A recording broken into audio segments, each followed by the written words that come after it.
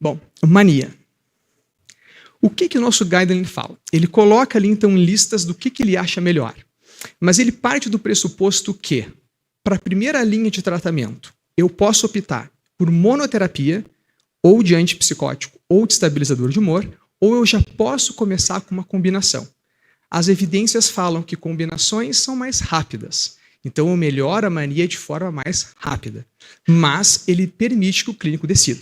Essa é uma decisão nossa compartilhada com o paciente.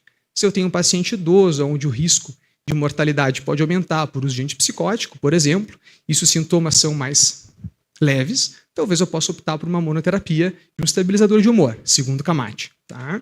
Mas essa decisão ela é compartilhada. Depois que eu decido o que eu uso, aí eu vou para um dos dois pontos da tabela. Se eu for optar por monoterapia, a primeira opção dentro da primeira linha de tratamento é o lítio. Eu não queria perder tempo nisso, mas acho que o mais importante é aprender a usar o guideline para que a gente possa ir para casa e ler. O que o Camacho faz aqui? Ele classifica pela qualidade de evidência as medicações de primeira linha e depois as de segunda linha. Mas ele cria um grau de hierarquia dentro de cada linha de tratamento. E ele bota por linhas. Ele diz que o lítio é o melhor dentro dos de primeira linha, porque além de tratar a mania, ele consegue ser um bom tratamento de prevenção, de manutenção. Por isso que ele vai na frente. E se esse medicamento tem um perfil de segurança e de tolerabilidade melhor, ele é acima da linha. Então, resumindo, lítio ainda é a primeira opção para o Camacho para mania, tá? Seguido da quetiapina. Depois a zenapina, aripiprazol e as combinações. Dentro das combinações, a bolinha verde completa significa nível 1 de evidência positiva. Das combinações, a associação de quetiapina com lítio ou ácido valproico é a melhor. Tratamento de segunda linha, ele coloca olanzapina, as associações com olanzapina e lítio. Dois detalhes importantes.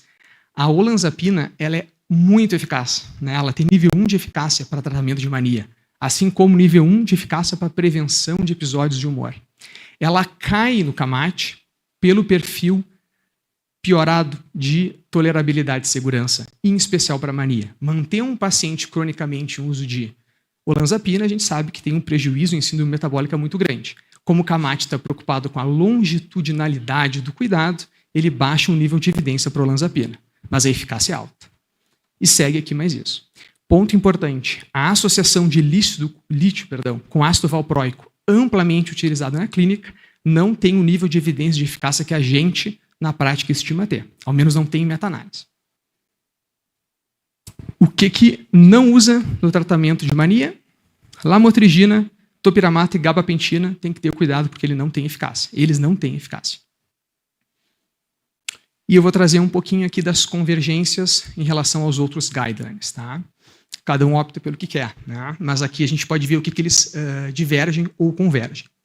Tanto o guideline australiano quanto o britânico, eles não recomendam usar estabilizador de humor como primeira linha, como primeira opção terapêutica na mania, que é o oposto do que o Camacho traz. O Camacho nos diz, lítio ainda é a primeira opção. Para o NICE e para o australiano, não. Eles sugerem iniciar com monoterapia de antipsicótico ou antipsicótico associado a estabilizador.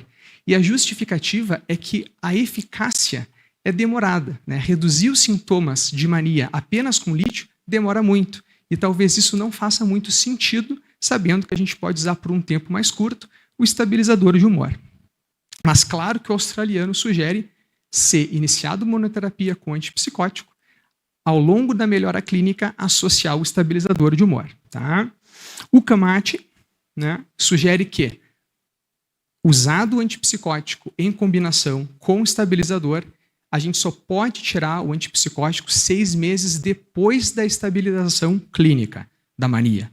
Não dá para tirar antes. Isso é um erro clássico que a gente faz nas internações. Interna o paciente, coloca uma dose alta de olanzapina, melhora e dá alta para esse paciente com uma dose super reduzida ou sem o antipsicótico. Porque a gente teme manter antipsicótico e causar prejuízo. A gente está causando prejuízo. Esse cara vai recorrer mais. Tem que manter o antipsicótico por, no mínimo, 6 meses. As evidências não apontam se manter mais tempo é significativamente bom ou não, apesar de que uma meta-análise de 2023 mostrou que, que o uso de antipsicótico na manutenção reduz risco de recaída, mas aumenta efeitos colaterais. E sempre tirar antidepressivo na mania, isso é meio óbvio. Tá? Para tratamento de hipomania, não vou me fixar, as evidências são muito pequenas. O guideline australiano e o inglês sugerem a gente fazer o que a gente faz para mania, manter a mesma ideia.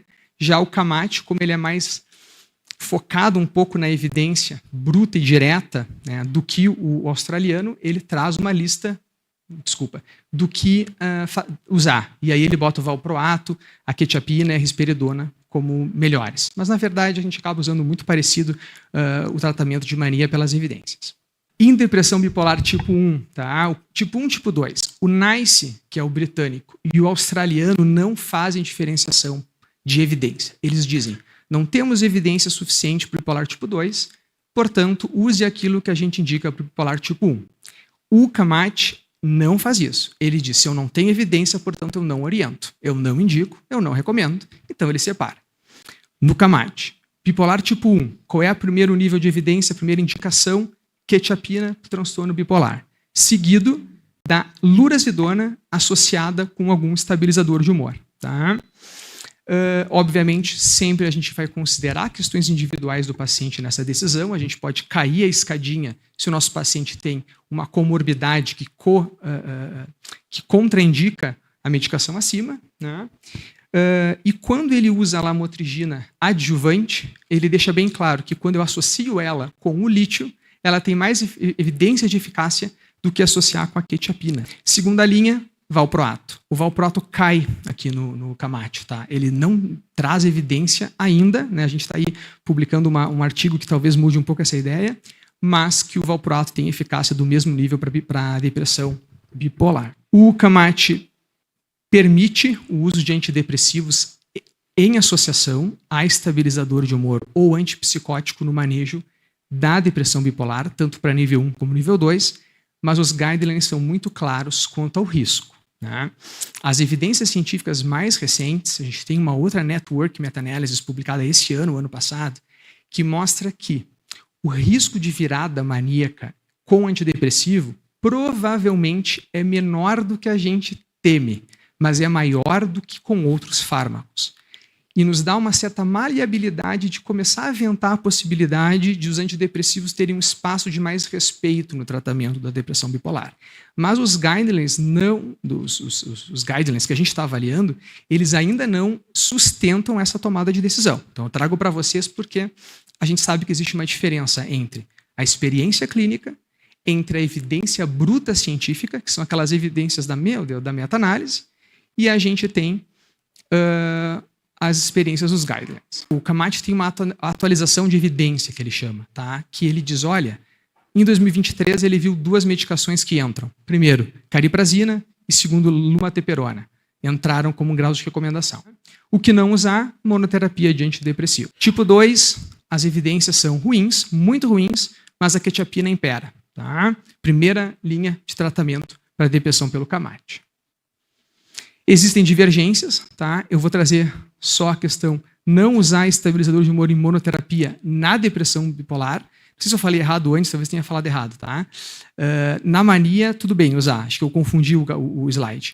O que o NICE e o Kay falam para não usar é monoterapia de estabilizador de humor na depressão, tá? Na mania, não, tudo bem, usa. Acho que eu confundi ali o slide. Na depressão é que não pode usar porque demora a ter efeito, tá? Na mania eles também não orientam o uso, tá? Mas o nível é menor ainda de evidência. Sobre poder ou não usar antidepressivos na depressão bipolar, mais ou menos é isso o resumo, tá? Tu pode usar, não em monoterapia no tipo 1, no tipo 2 a gente ainda tem dúvidas, tá? As evidências apontam que pode, mas todas vindas de ensaios clínicos randomizados muito pequenos. Então a gente acaba seguindo só o que a gente tem ali, tá? Eu queria chamar a atenção da cetamina, que é uma medicação que cada vez mais a gente vê com uma maior evidência, né, de eficácia, tá? Mas ainda ela é grau 3 porque são poucos estudos. Mas ela aponta que seja aí talvez muito promissora também para a depressão bipolar.